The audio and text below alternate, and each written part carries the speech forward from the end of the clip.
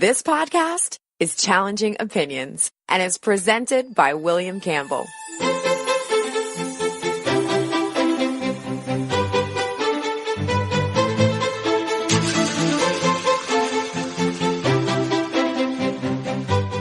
Thank you for downloading the Challenging Opinions podcast for February 18th, 2019. In this show, I talk to a novelist about how he recreated the period after World War I and whether we can ever really understand what people felt a century ago. Is the past really a different country?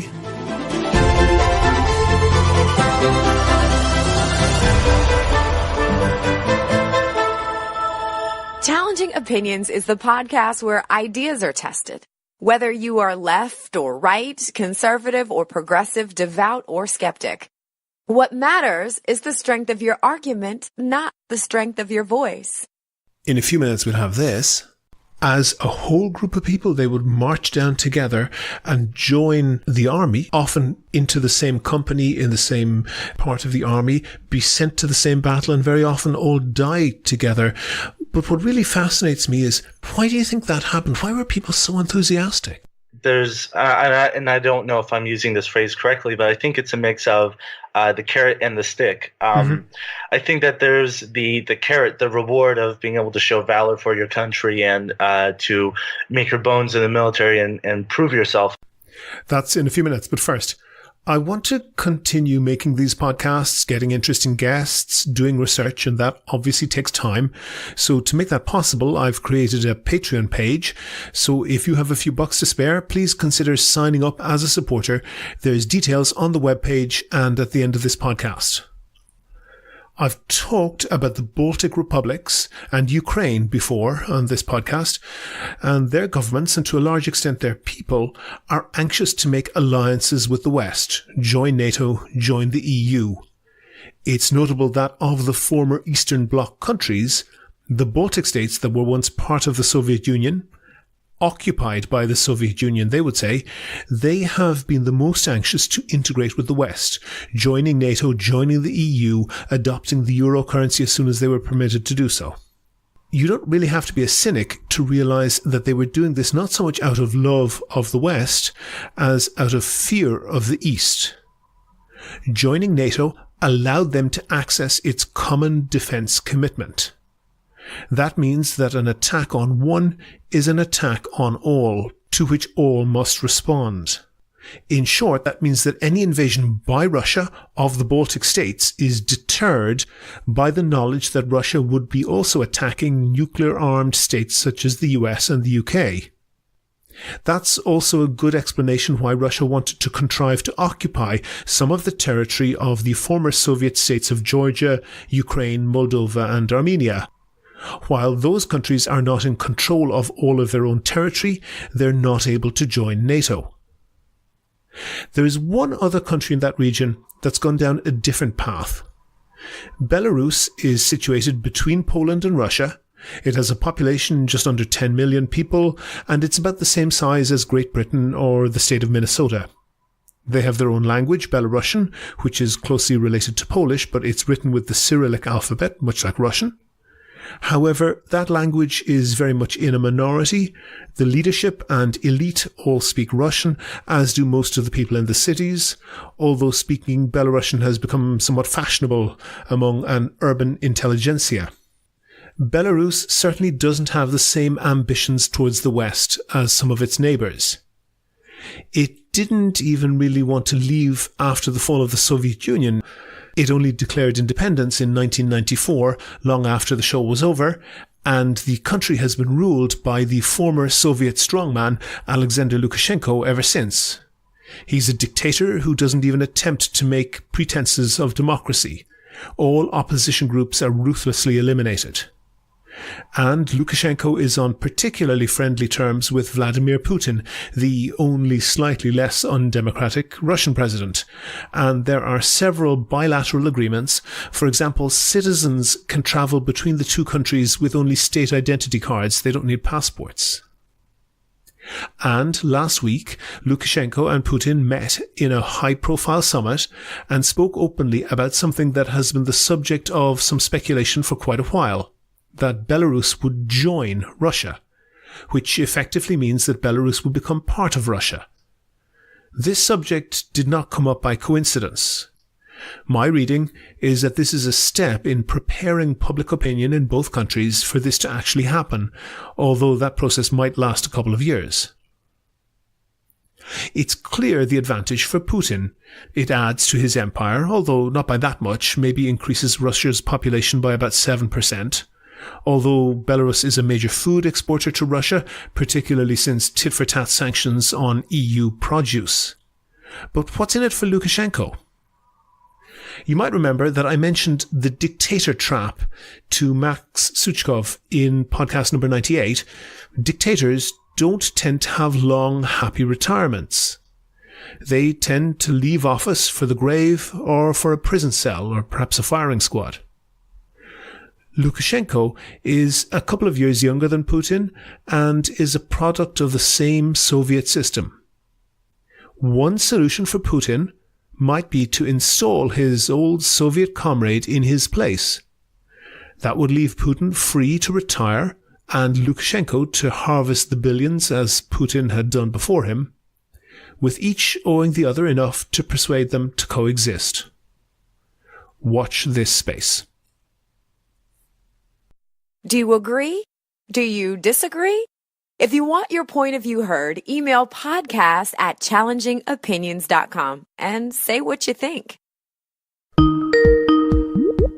On the line now, I have Adam DeCollibus. He is a historical novelist. His first novel is just about now being published by Third Line Publishing. It's called Caravan.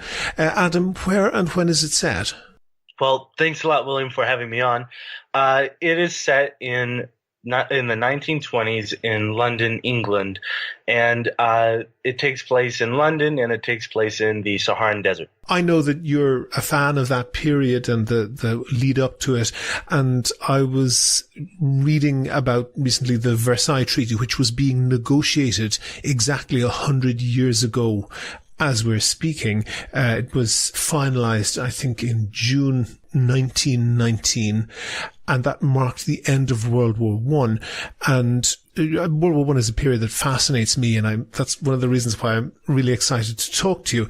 And one thing that I think is maybe poorly understood is not so much the history, and everybody learns about in history in school about the assassination of Archduke Franz Ferdinand, and this caused Austria to go to war with Serbia and Germany to go to war with someone else, and everybody gets into all these complicated relationships. But what I'm interested more in is the social history and why people were doing that. Can you tell me, do you think that people then thought the way that people think now, or do those things move on? And do we ever have access to the way that people thought in the past? I think that people definitely saw the war much differently than they do now because, well, one, they'd never seen a war like the First World War before. Just the sheer scale and size of the war was completely unprecedented. We're talking about millions of men on both sides and they're dying in numbers that have never been seen before. So I would definitely say that their perspective on the war would be much different than ours. There were definitely the ideas of valor and standing up in the midst of gunfire and honor and all these sorts of things, in which they still hold true today. I think that they're a very important part of human nature. But I think that they were much more prized in that era because warfare was much more different. It was much more, I wouldn't say civilized, but it was a lot more like a really intense sport, if you want to put it that way. Mm-hmm. And with the introduction, well, just think about this. At the beginning of the First World War, they were still using cavalry. Yeah. Men were still dressed colorfully. They were still using gloves, white gloves and all that stuff. Camouflage was a result of the First World War. And yeah, I would say it definitely got changed, but their perspective was different. The one thing that really fascinates me is, it was particularly in the British Army, there were what was called PALS brigades. So people who all maybe played together in the same football club or all worked together in the same workplace. When war broke out, as a whole group of people, they would march down together and join the army. They'd join up all together, often into the same company, in the same part of the army, be sent to the same battle, and very often all die together. But what really fascinates me is the joy and the enthusiasm that people joined up with. That fizzled out very fast. But why do you think that happened? Why were people so enthusiastic? I'd say there's two reasons. And I don't know if I'm using this phrase correctly, but I think it's a mix of the carrot and the stick. I think that there's the carrot, the reward of being able to show valor for your country and to make your bones in the military and prove yourself. I can totally seeing that play a large effect, but they also very much had the stick. They very much had the force, which was if you didn't, you were almost certainly going to be shamed publicly. If you were an able-bodied man just walking the street and you weren't in uniform, you were going to be shamed publicly, and so they had both the reward and they had both the punishment, if you want to call it that, for not joining or joining. There was a certain group of women in England who took it upon themselves to give a white feather to any able-bodied male walking around not in uniform. In other words, to mark out their cowardice. And the only thing I can relate it to in our current world is and I've been listening to Caliphate. I don't know if you've heard of this podcast from the New York Times, interviewing former members of the Islamic State, people who went from the West, or one particular fighter who went from the West to fight for the Islamic State.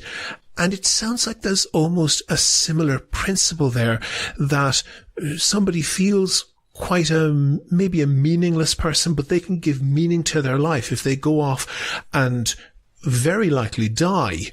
But that's okay. That their life, maybe they don't value all that highly compared to the community.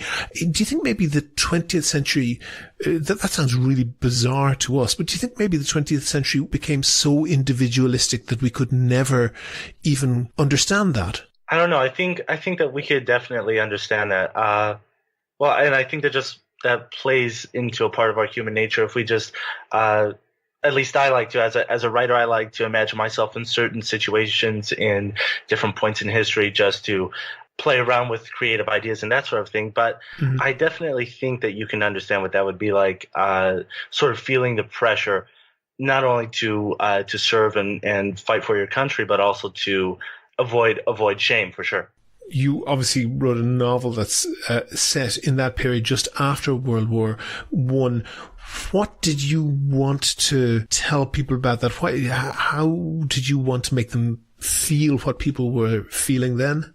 Well, the reason why I chose just after the First World War instead of during, even though that would have been pretty exciting to write about as well, is because I was really fascinated to write about characters and people who witnessed the effect of a great war, who witnessed the effect of something that had the size of something that they'd never seen before as humans. And in the story, it's not over. It's definitely sort of in the background, but you get to see the effects of the war on certain people. The main character, who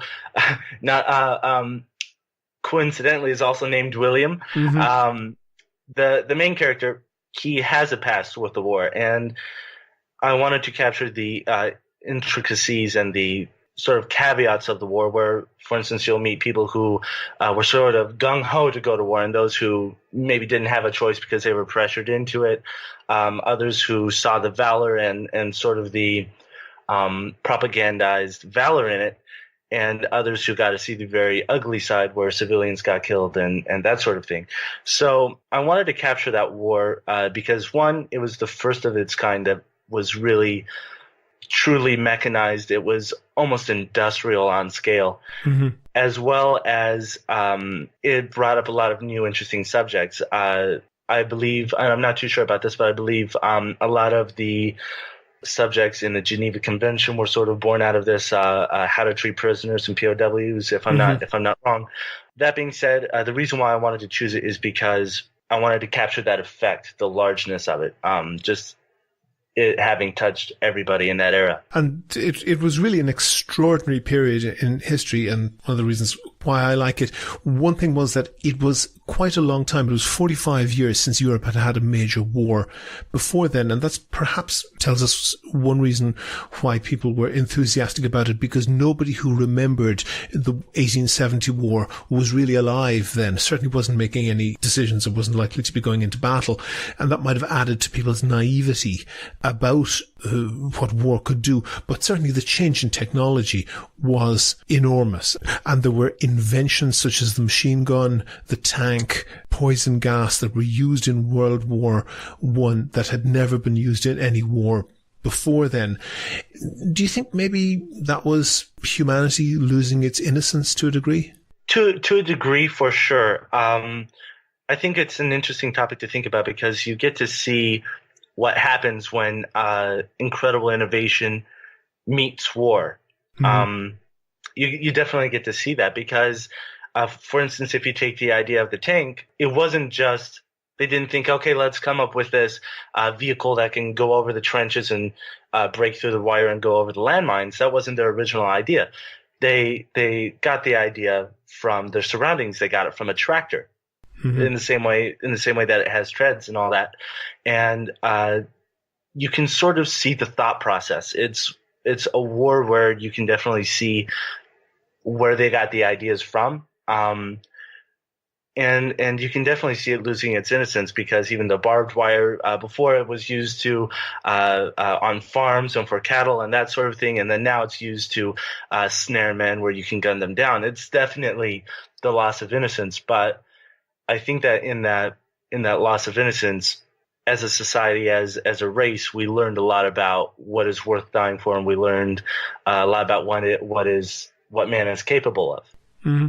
Any book, even if it's historical, is obviously talking to us now in the current age. What does your book have to say about the situation we find ourselves in now in the 21st century? I think one thing that it can still carry over, but despite it being set in a period so long ago, is that even though there may be large cultural differences between people, and many years can still pass, people essentially at their core, we're all still the same. We all still have the same core values over cultures and over the whole globe.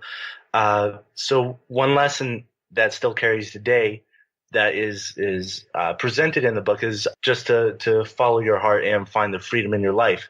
And I think that can carry true in any era of the book. It's sort of a timeless lesson that I think still holds very true today, even more so today. And tell me about what inspired you in terms of literature. Obviously, you're interested in that period of history, but in terms of literature, where are you coming from? The idea for the book itself and the main themes, and even just the basic setting of it being in the desert, came as a result of me reading The Alchemist by Paulo Coelho. Mm-hmm. I discovered that book at a pretty young age, and when I read it, I felt enchanted, and it was one of the books that really pushed me into taking writing seriously, because it didn't only just grab my attention. It didn't only just take me to a different place mentally, but when I put the book down, the effect that had, that sort of enchantment, that enrichment, still carried. So it was an inspiration because of the effect it had on me. I thought, hey, listen, if I can give that to somebody else, and I can make a life out of it, then that's what I'm going to do. But in literary terms, the theme of following your heart, listening to your life's purpose, that definitely weaved its way into my own work. And your book is called Caravan. That word took on new meaning maybe around the midterm elections. Did you choose that title before or after that came into the news?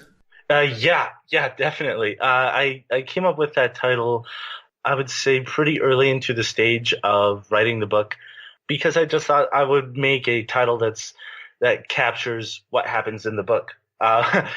which centers around the caravan traveling across the Sahara. But with everything happening down south, no, I didn't anticipate that.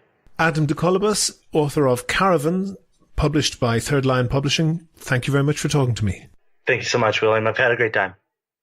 Never miss a show. Follow @ChallengingO on Twitter and like Challenging Opinions on Facebook for updates on each show's contents. Go to the website for sources and links to what we were talking about. And while you're there, please like the show on Facebook, follow @ChallengingO on Twitter, and follow Adam DeCollibus @Adam_DeCollibus, and get in touch with me if you can suggest a guest or topic for a future show. And thanks to everyone who's signed up as a patron on Patreon so far. I really appreciate that. It means that I can devote more time to research and finding interesting guests. And if you could do the same as them and donate $1 or $2 per podcast or per month, you'll find the link on the website. Also, you can find out how to subscribe to the podcast for free on your computer, on your phone, or by email. It's all at www.challengingopinions.com. Coming up next Monday, that's February 25th, I'll be talking to the reporter and columnist Scott Moorfield about the difference between populism and conservatism. The Challenging Opinions podcast is produced and presented by me, William Campbell. The assistant producer is Nick Albertson. Thank you for listening.